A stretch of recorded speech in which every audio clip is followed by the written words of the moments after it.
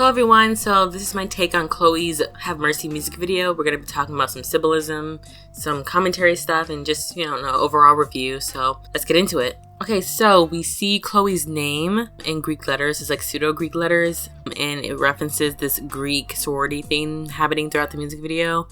And, we pan down and we see Chloe on top of the sorority house that she's at. We see her name in the back. Great graphics, by the way. Very clean masking. And then we pan down and we go to the bottom and we see that her sisters are with male partners and they're going into the sorority house all happy and jolly. And then right outside we see that someone's watching them, and then we figure out that it's Tina Knowles. And she looks pretty good. I don't know why she's watching them. I thought she was a cop at first, but she ended up just being an observer, I guess. Then we get to the scene where she's wearing this Diana Ross inspired outfit, or it could be the same exact outfit, I'm not sure. And she looks pretty good with it. And then we see a cut to a statue and he's saying "Have mercy," and it's about to pop off. We're gonna fast forward a little bit. We see more of this Diana Ross outfit and she looks pretty good. This is like her second best look in this whole music video, and I'm living for it. When I first saw her though in this skimpy outfit, I literally was just so shocked because I've never seen her in anything like this before. Well, I saw like similar stage outfits to this, but it's always like one-legged or semi-covered up, but this is like full-on bikini bottom energy. Do you know what I mean? And I don't know, I'm just not used to seeing Chloe look that way, so that's interesting. Okay, so this collection of scenes is my favorite look of hers ever. She looks really toned. Her body looks on point, and she's working out with her sisters, and I love the pink. I love how it complements her skin, her makeup. I love the headband that goes with it. I just love this whole, I love how her body looks in this outfit.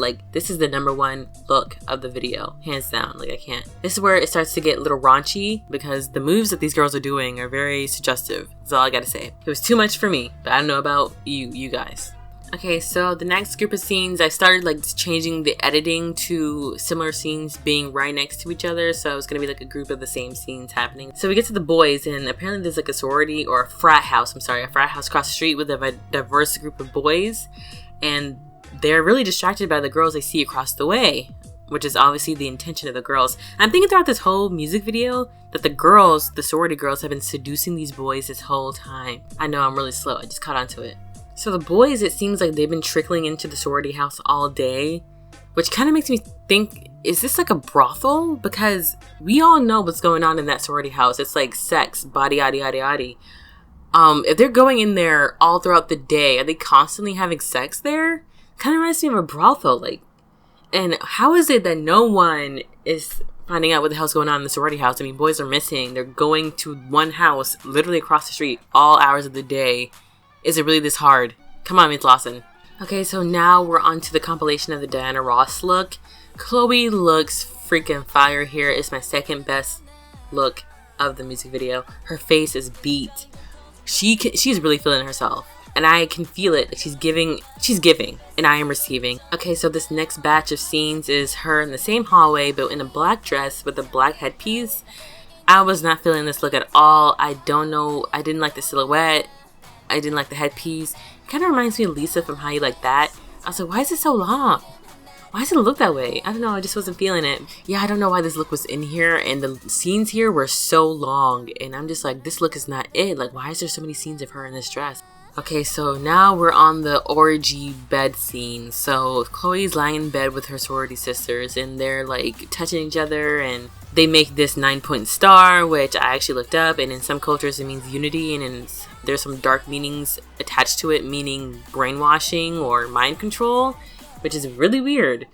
But I saw that when I looked it up. I literally looked up 9-point star because that's the star they were making with their arms, and I was like, that's kind of fucking weird. And yeah, this is the indication that I should not be watching this video. This video was not meant for me. I'm a bit too sensitive with stuff like this, with the raunchiness, so that's just my opinion. She did look good in this scene though. The crystal look looked fucking bomb. And her eyes, I love this color. Oh my god. Told myself I should not be watching this video. So she's in this hot pink dress and she's doing the most, spreading her legs, doing the eagle. I'm like, this is too much. And then she's making out with the statue. This is a lot. This is where I'm like, this is just pure raunch. There's nothing else for me in this. I don't get empowered. I just get raunchiness. Okay, so now we get to the pool scene, which is where Chloe's third favorite look for me comes from.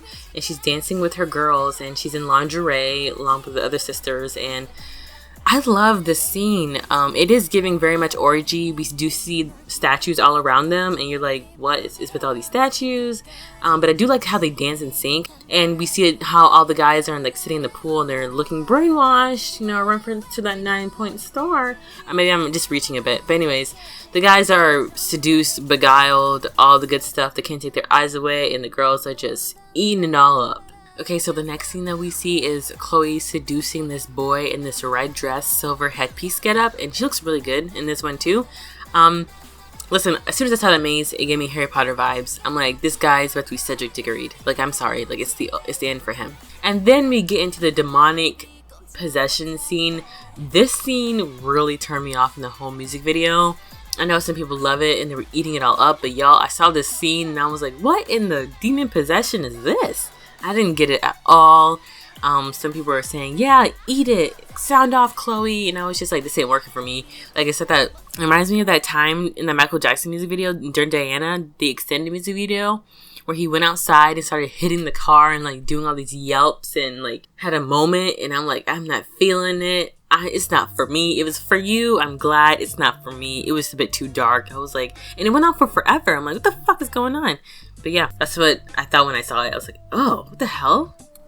Okay, so now we get to the end of the video where we see that the boys are in the second place and they're actually statues. Like Chloe and her girls are turning them into statues. Like she's snatching their souls and turning them into objects.